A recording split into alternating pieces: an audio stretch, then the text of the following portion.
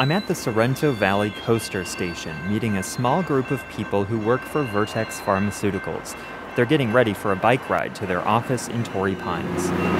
Hi. You guys the Vertex crew? It's just after 7 a.m. The sun is still coming up, and it's a bit chilly. Perfect biking weather. Let's get going, I guess. It's a pleasant ride at first, a gradual incline on a protected bike path. But before long, we turn on to Genesee Avenue. Guess that was the last bit of downhill we'll see for the end. Oh boy.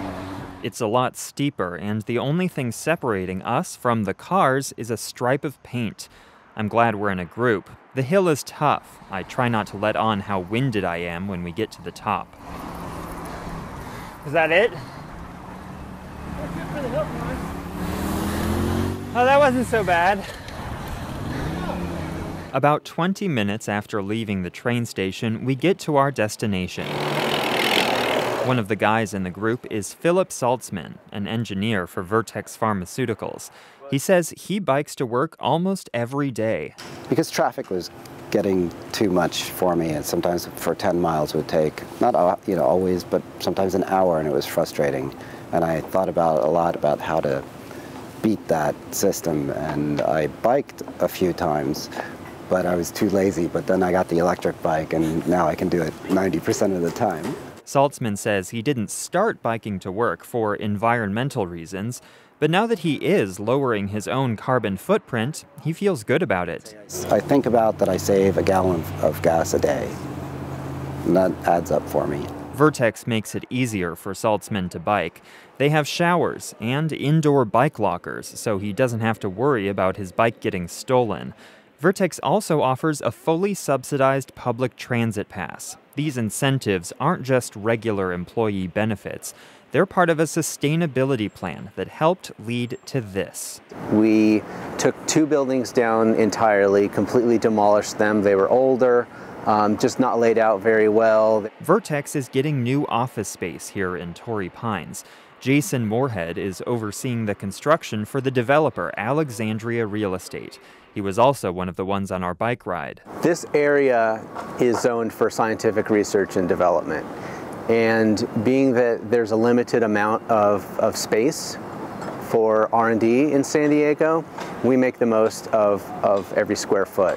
The new building will be denser than Vertex's current space. The project got faster city approval because of its sustainability elements. Moorhead says these kinds of measures are embraced by the life sciences industry. Being that they are, for the most part, scientists, they understand what's happening with the climate and support the efforts that we make to reduce our carbon impact. San Diego's Climate Action Plan has ambitious goals when it comes to transportation. Huge numbers of people will have to switch from driving to biking, walking, or riding public transit. Nicole Capritz heads the nonprofit Climate Action Campaign.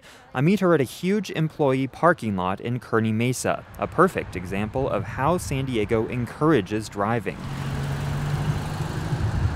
Capritz says the city's climate plan can't succeed without the buy-in of private industry. I actually think that those companies that are truly embedded into the community actually feel a broader purpose and actually feel that it is part of their role to embrace the goals of the city and actually help reduce our carbon footprint. That being said, it's not private industry that's on the hook for reducing greenhouse gas emissions. It's the city, and some employers can't afford the kind of biking or transit incentives that a pharmaceutical company like Vertex can provide. Capritz says that's where the city has to step up and help. And actually, I would love to see more of our elected officials leading by example. I would love to see the mayor ride his bike to work, once a week. Something that, again, sets the right tone and signals a cultural shift and signals that we are all in this together and we all have to do our part. Andrew Bowen, KPBS News.